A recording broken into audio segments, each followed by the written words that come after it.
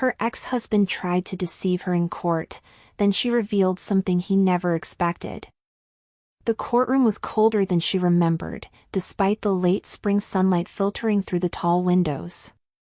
She sat silently at the plaintiff's table, her fingers clenched around the edge of her seat, barely able to look across the room.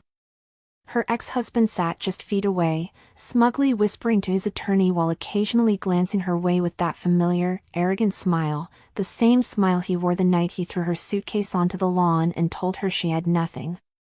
Now, in a space where truth was supposed to be sacred, he came prepared with a stack of neatly organized documents, confident in his performance. When his attorney stood and addressed the judge with a dramatic flair, presenting what he called proof of financial irresponsibility and emotional instability, she remained still. Her heart pounded, but her face showed nothing. Her name echoed through the courtroom as she was called to testify, but all she could hear was his voice from the past, condescending, sharp, and calculated. She stood slowly, making her way to the witness stand as the bailiff guided her. The judge, a stern-faced woman in her 60s, watched with impassive eyes. "Please state your name for the record," the clerk prompted. Her voice, when it came, was soft but steady. Behind the facade of control, she was replaying the years that led her here, the sacrifices, the pain, the humiliation. This wasn't just a battle for financial justice, it was a fight to reclaim her identity from the man who had tried to erase it. There was a time when she believed she had married the love of her life. He was charming, attentive, and ambitious. They met at a university fundraiser, she was helping coordinate alumni donations, and he had been a guest speaker representing one of the finance firms sponsoring the event. He complimented her work ethic, said she had the spark of a woman destined for more, and she believed him. In their early days, he showered her with kind words, weekend trips, and promises of a future built together.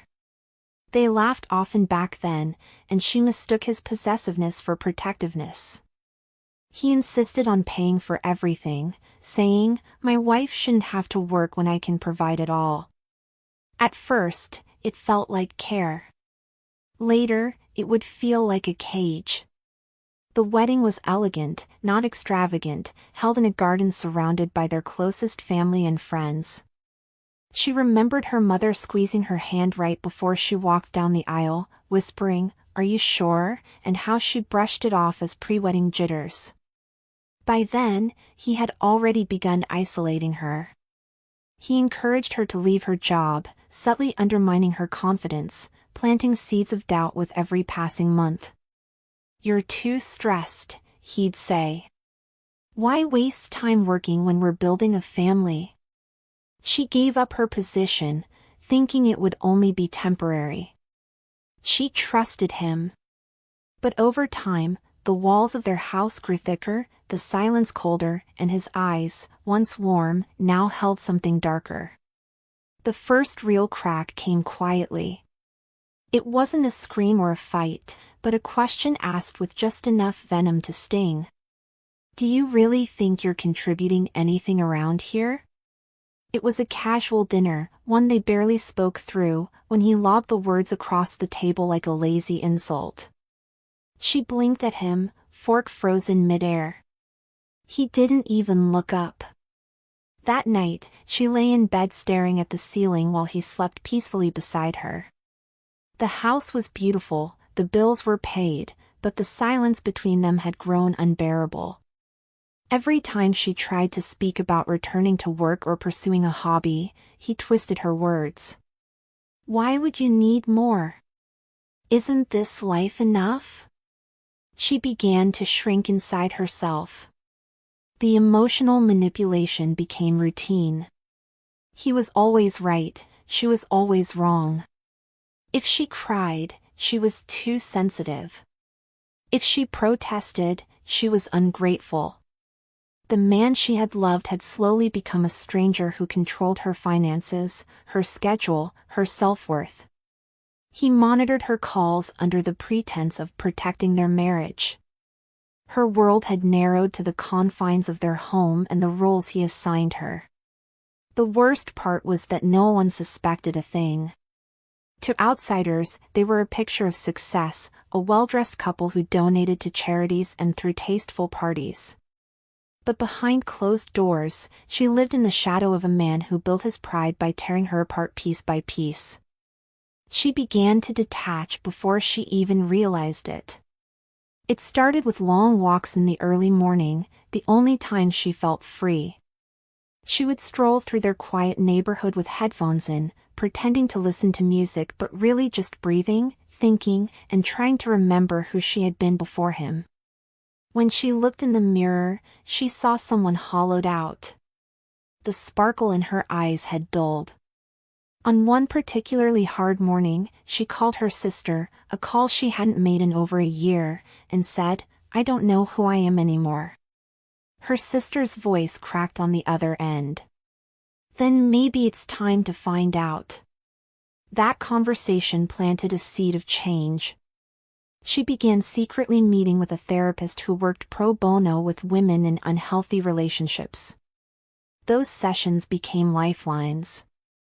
Her therapist didn't tell her what to do, she simply reminded her of what was real, the control, the gaslighting, the emotional bruises that no one could see but were deeply felt. She started documenting everything, receipts, emails, even small recordings when he yelled. She opened a separate savings account, depositing small amounts she earned from secret freelance work she took under a friend's name. When she finally told him she wanted a divorce, he laughed. A deep, cruel laugh. "You think you're getting out of this with anything? You won't even have your name when I'm done." And then, as calmly as ever, he began to plan. What followed in the weeks after her announcement was a storm she didn't see coming. He became kinder, unexpectedly sweet. He cooked dinner, asked about her day, even suggested they take a weekend getaway to clear their minds. She was confused, hesitant, but he was persuasive. He brought out old wedding photos and reminisced about their early years. It almost felt like he was trying to mend things. That illusion shattered the day she found a stack of legal documents hidden in his briefcase, documents naming offshore accounts, asset transfers, and signatures that looked eerily like hers. Her stomach turned. That weekend trip? A ploy. While she relaxed at the beach, he had visited his lawyer and filed paperwork indicating that she had voluntarily given up all rights to shared property. She confronted him, but he simply smirked. "You shouldn't sign things you don't read," he said, voice dripping with mock concern. She remembered the papers he had pushed under her nose that day before their trip, claiming they were travel insurance forms. She had signed without reading, trusting him. That moment, standing in their living room, holding the documents that could strip her of everything, was the first time she felt real rage, not the quiet sorrow she had lived with, but a fiery, shaking fury. Her therapist's words echoed in her mind, "You're stronger than you think." And for the first time in years, she believed it. Her battle had begun. From that moment forward, everything became a performance. He paraded around the house acting as if their marriage was recovering, while she played along, carefully hiding her awareness of the betrayal. Every word he spoke now carried an underlying motive. She pretended not to notice the new safes being installed in his office, or the sudden visits from a man he referred to only as Marcus from compliance. She knew Marcus was no compliance officer. He was his accountant, likely the architect of the financial vanishing act he was preparing. Every meal they shared was a lie, every kiss on the cheek rehearsed. He thought she was naive, still under his spell, but beneath her calm exterior, she had begun to plan her escape with surgical precision. She photographed documents, backed up emails, and even managed to retrieve a copy of the questionable travel insurance contract from his drawer late one night. She felt numb most days, but the growing file of evidence gave her a small flame of purpose. When she told him, once again, that she was filing for divorce, he barely blinked. "You can try," he said, almost bored. "But you're not going to like what you find in court." And he was right, at least in part. What she found in court was a man who had anticipated every step she would take, who had the legal system on his side, connections, money, and forged evidence. But what he didn't know was that she had stopped being afraid. And that would soon cost him everything.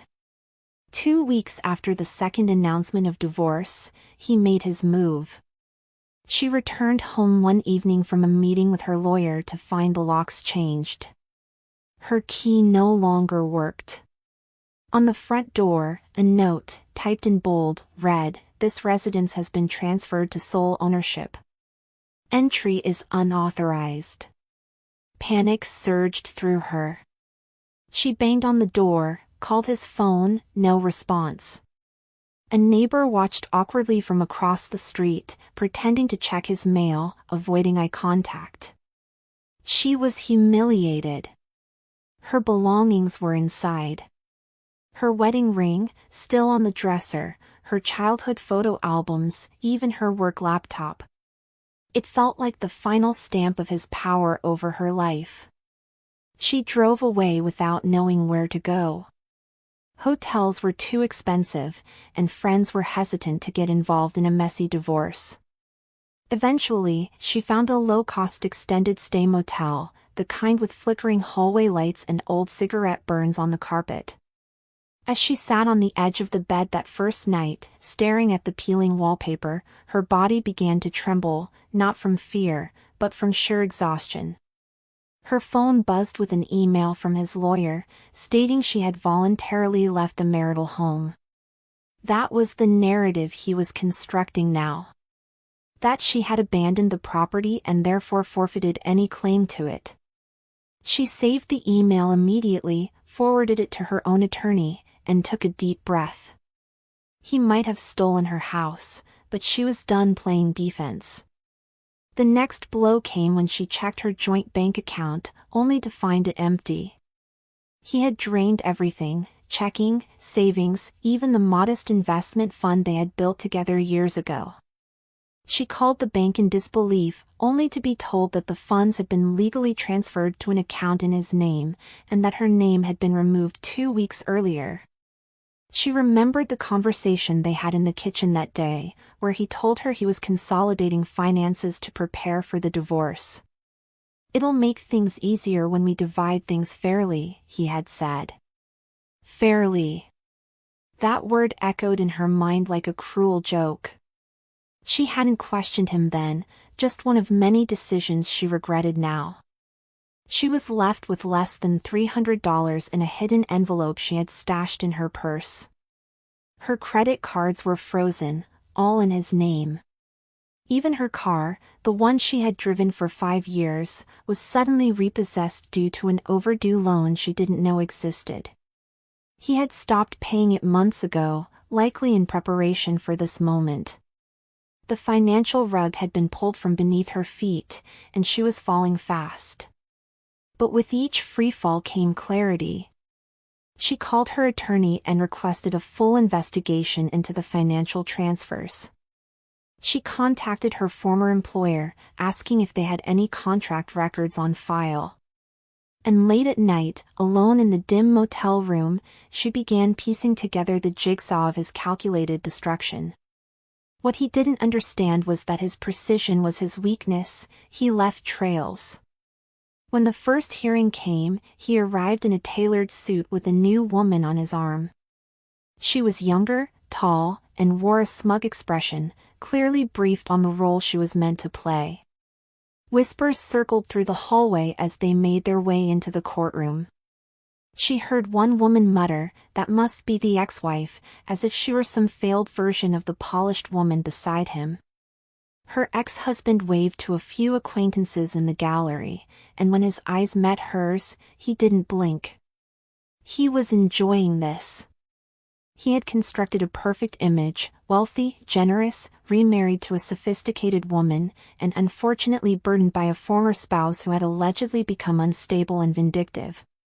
As she sat before the judge, his attorney painted her as irrational and dishonest. She left the home willingly.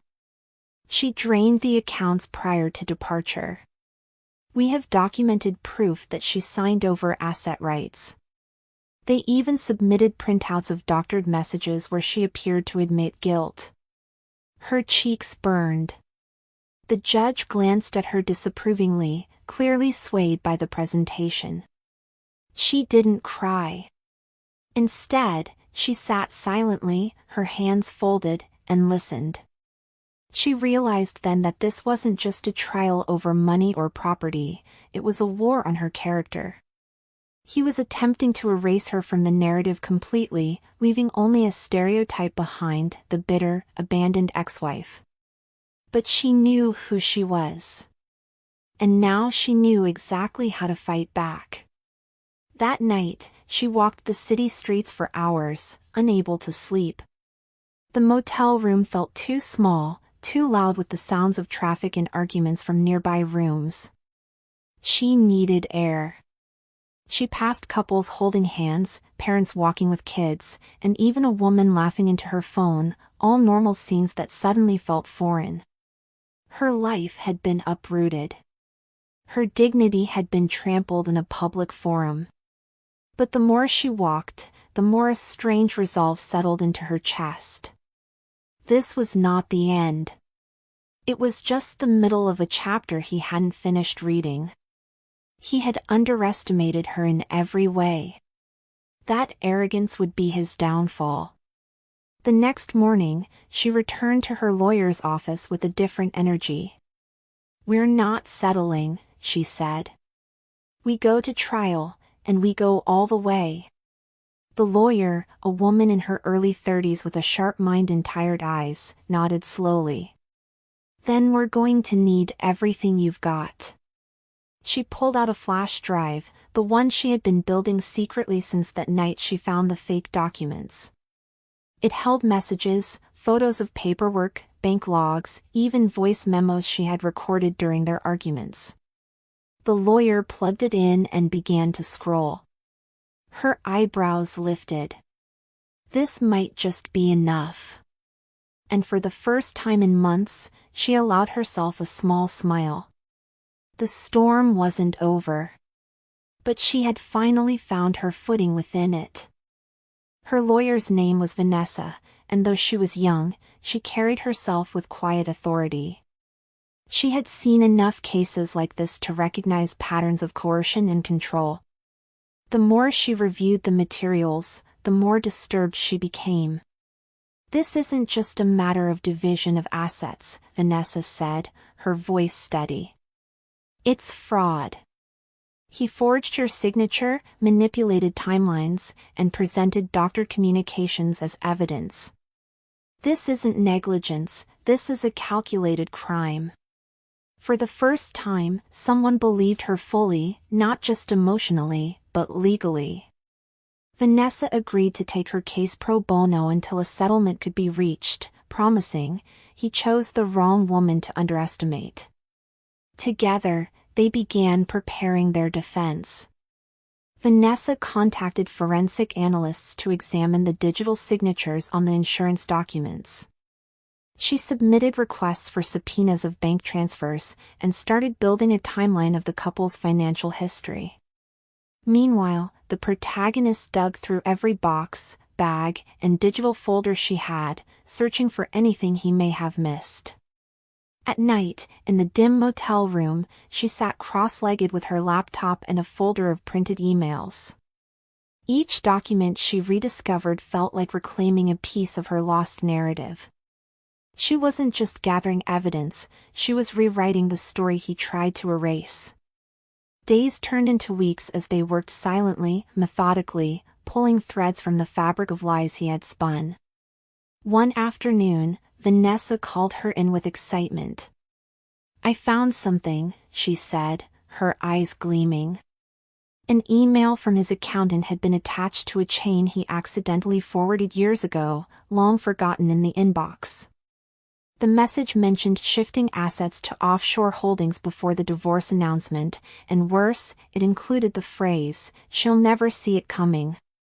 That was the kind of language judges didn't ignore. Vanessa printed it immediately and flagged it as a potential turning point in the case. But the crown jewel came in the form of metadata, buried within the PDF he submitted in court. A forensic expert confirmed that the document showing her supposed signature had been modified the day after she left for their weekend getaway. Timestamped edits showed that her name had been copied from an old mortgage form and pasted into the file. This alone wouldn't win the case, but it shattered the integrity of the evidence he had presented. If one piece is fake, we can argue the whole foundation is compromised, Vanessa explained. For the first time, the tide was shifting, and she began to believe that justice might not be as far as it once seemed. The next challenge was the accountant. Marcus, the man behind the asset transfers, the man who had worked with her ex-husband for over a decade, was an elusive figure. Vanessa managed to locate him, but he refused to cooperate. "I'm bound by confidentiality," he said when contacted. "I can't disclose anything without being subpoenaed." His voice was calm, calculated, but there was hesitation there, just enough to suggest a crack. She remembered meeting Marcus once, at a dinner party. He had looked uncomfortable then too, sweating as her ex boasted about protecting his future from emotional liabilities. Vanessa filed the paperwork immediately to subpoena Marcus and requested a sealed deposition. They didn't need him to confess everything, just enough to raise doubt about the legitimacy of her ex-husband's financial records. In the meantime, the protagonist began preparing herself mentally for the next hearing. She practiced her statements in front of a mirror, her voice trembling less with each repetition. "I was manipulated. I was kept in the dark. But I'm not invisible." These weren't just words, they were the bricks with which she was rebuilding her foundation. And she knew, if Marcus cracked under questioning, it might just be enough to open the door to a full investigation. One evening, while clearing out an old storage box that had been in her car trunk since the move, she discovered a tiny brass key tucked inside a notebook. Her heart skipped. It was from a private lockbox they once kept in a home safe, one she had long forgotten about. On a hunch, she returned to the house. Her name was still on the mortgage, and Vanessa had secured a temporary court order to allow her access to retrieve personal belongings. The key clutched tightly in her palm, she entered the house, trembling. The furniture was different now, colder. Her ex-husband's new partner had clearly taken over the decor. In the upstairs study, behind the old bookshelf, the safe still sat, undisturbed, untouched. She turned the key slowly, unsure of what she'd find. Inside were several folders, mostly financial records and insurance policies. But in the back, she found a flash drive, labeled only with the year of their wedding. She pocketed it and left without a word. That night, she opened it on her laptop. What she found were saved conversations, private chats between her ex-husband and Marcus, discussing asset concealment, forging documents, and even cleaning up financial inconsistencies. Vanessa read through them in silence, then looked up. "This changes everything," she whispered. Word must have spread that she was getting too close to the truth. A week before the next court appearance, she received a call from a blocked number. A man's voice, deep and deliberate, warned her to stop digging. "This isn't going to end well for you," he said. "Drop the case, and you'll be compensated quietly." Her hands trembled as she ended the call, recording still running on her backup phone. She sent it immediately to Vanessa. "We just got blackmail on record," her attorney replied. This just went from civil to criminal. They filed a motion the next day to submit the audio into the record. Still, fear lingered. Every step outside her motel room now came with a glance over the shoulder. She wasn't sure if the threat was meant to scare her or to test her resolve. But either way, it had the opposite effect. "They're afraid," Vanessa told her, placing a reassuring hand on her shoulder. "That means we're close." And for the first time, the protagonist felt not just brave, but dangerous.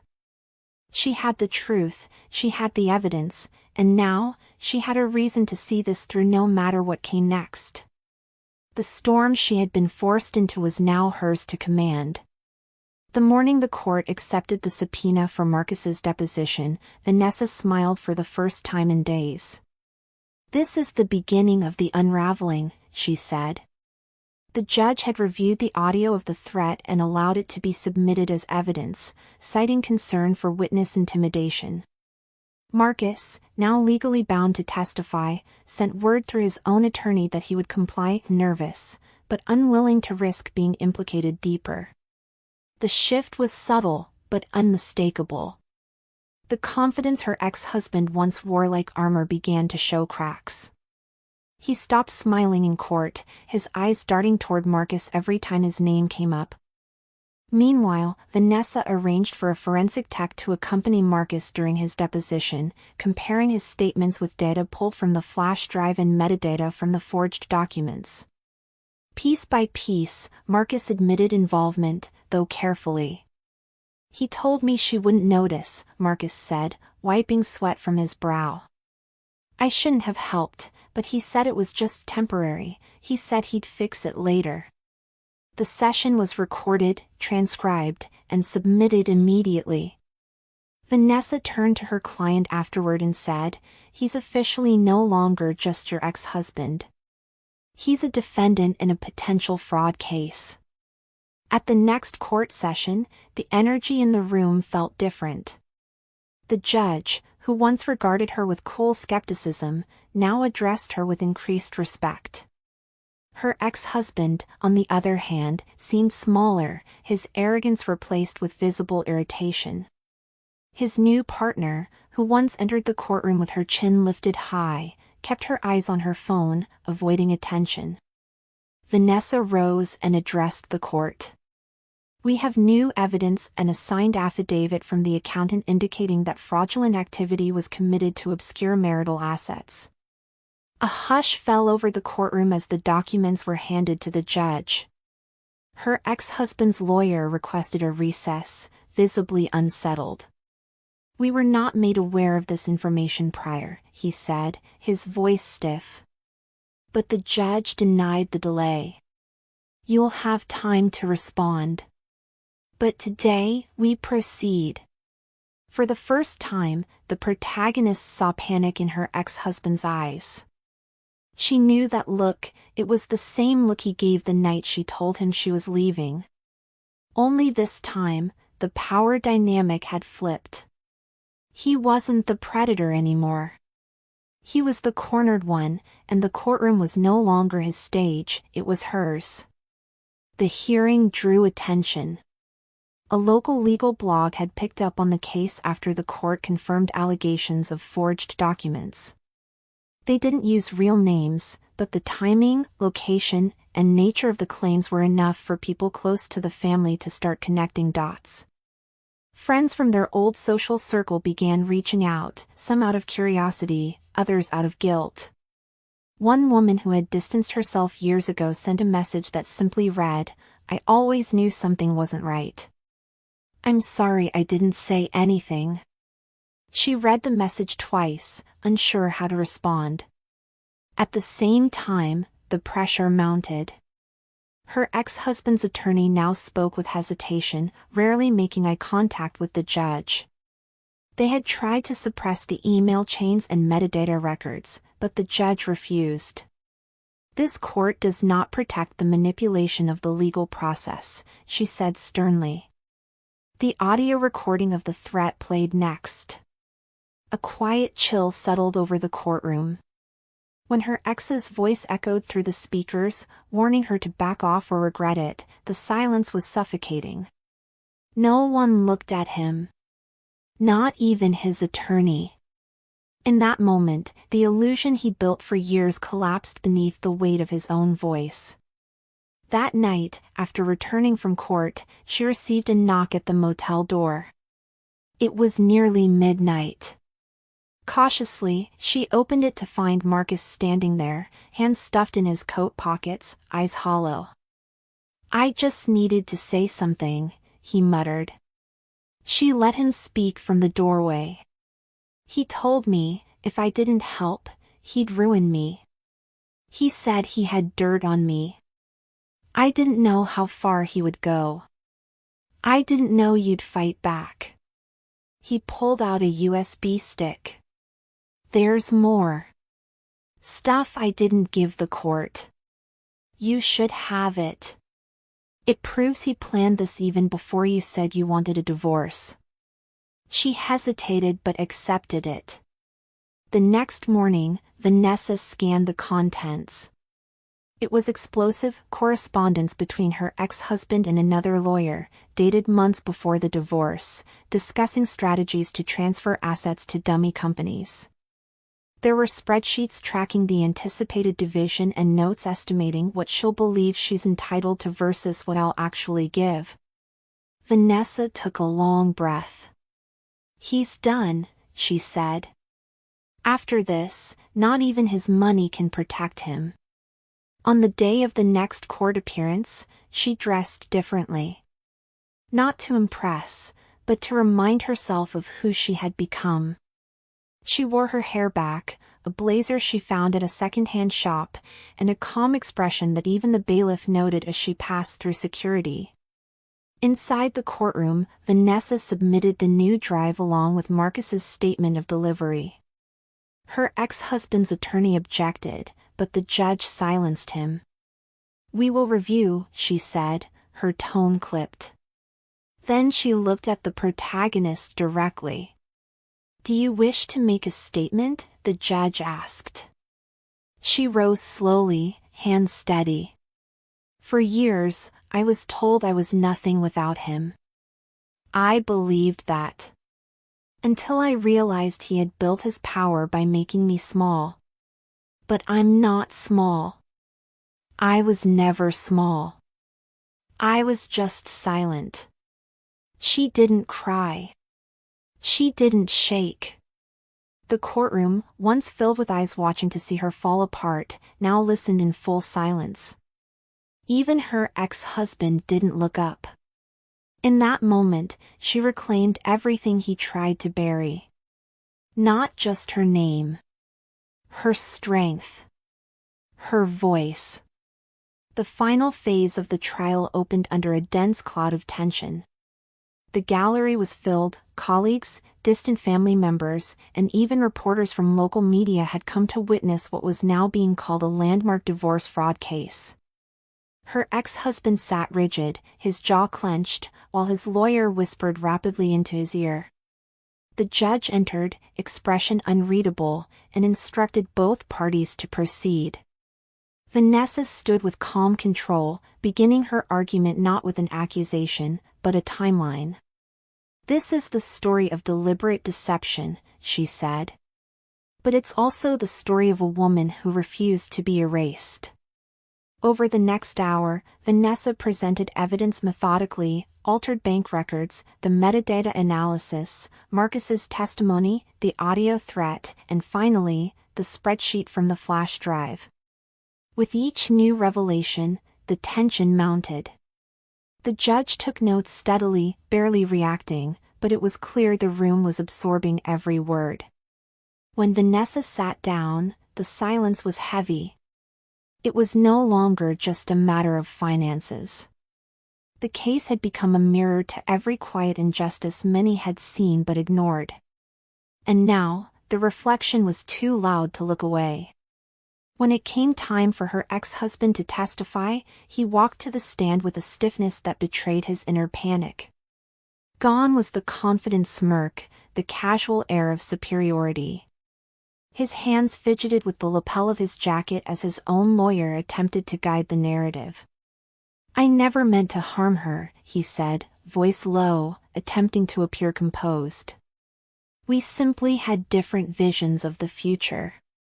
But under cross-examination, Vanessa dismantled his words with surgical precision.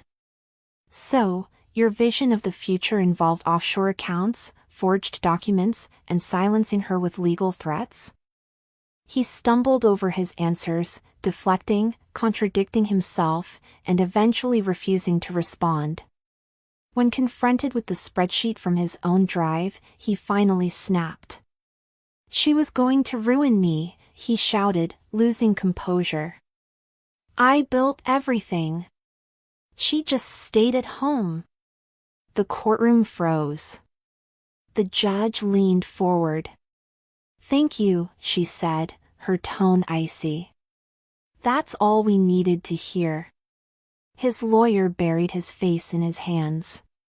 From that moment, the outcome was no longer a question, it was simply a matter of process.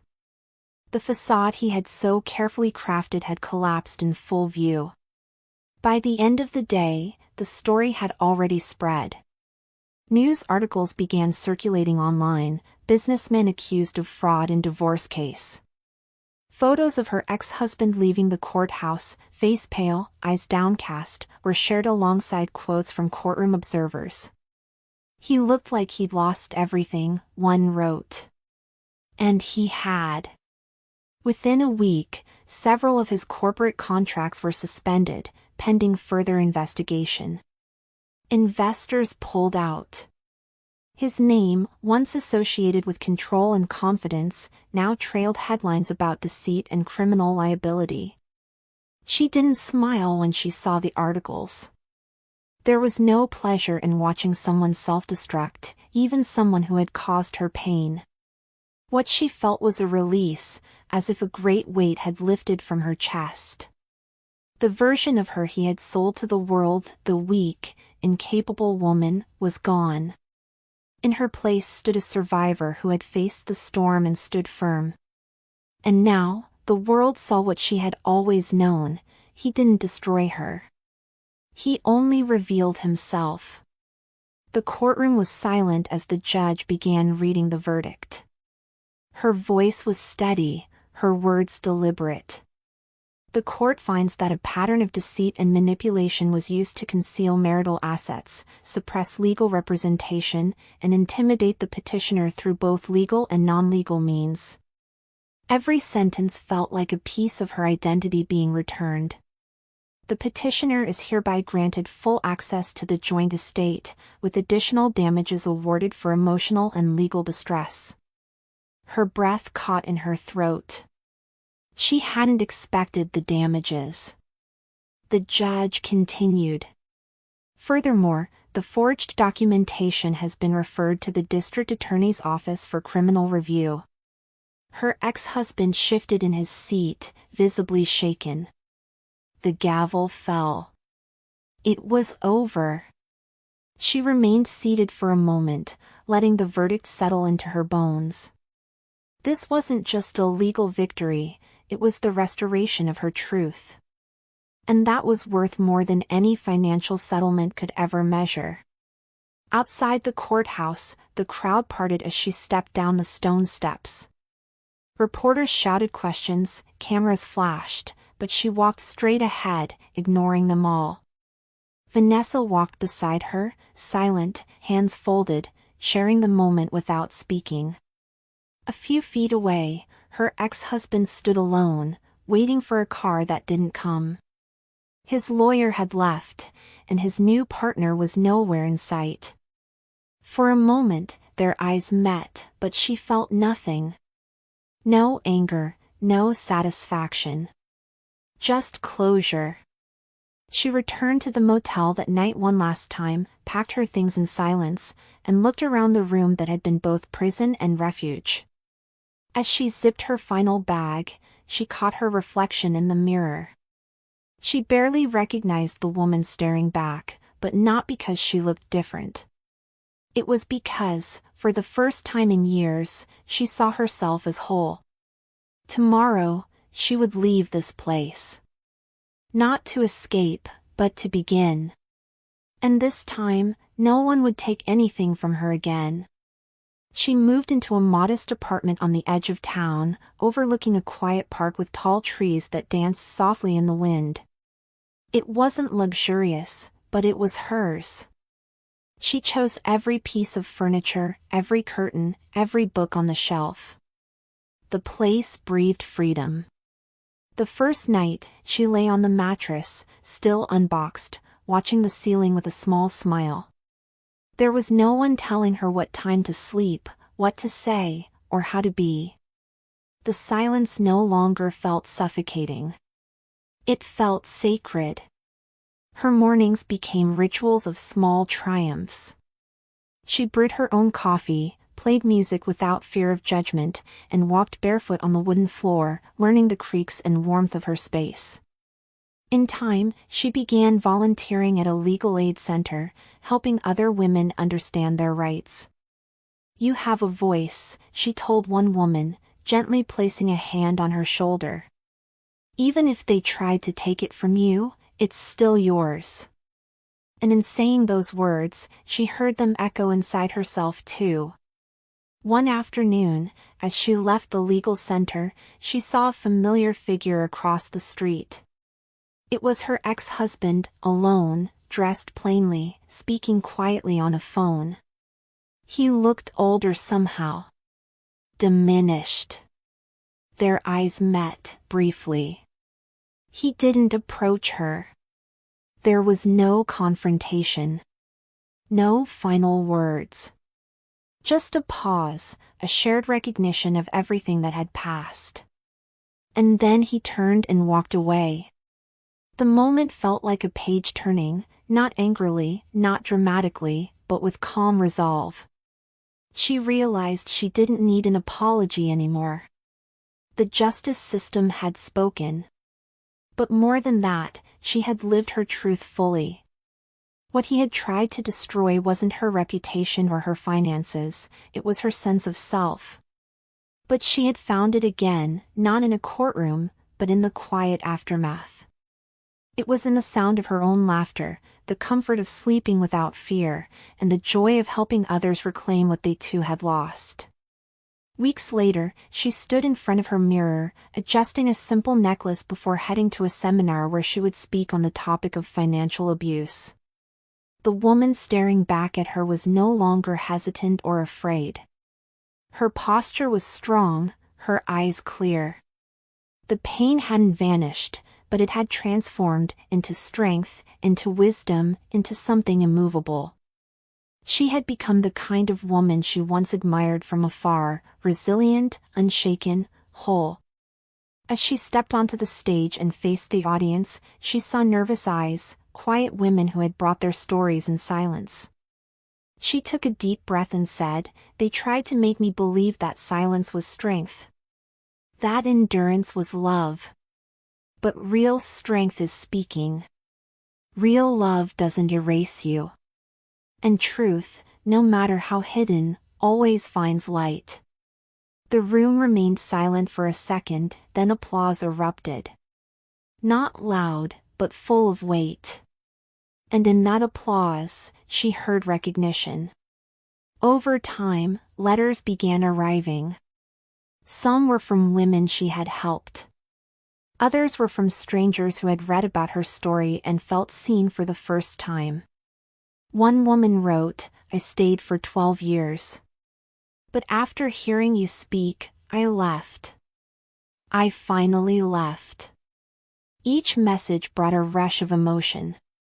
She pinned the notes to a corkboard in her living room, each one a testament not only to her victory, but to the ripple effect of truth.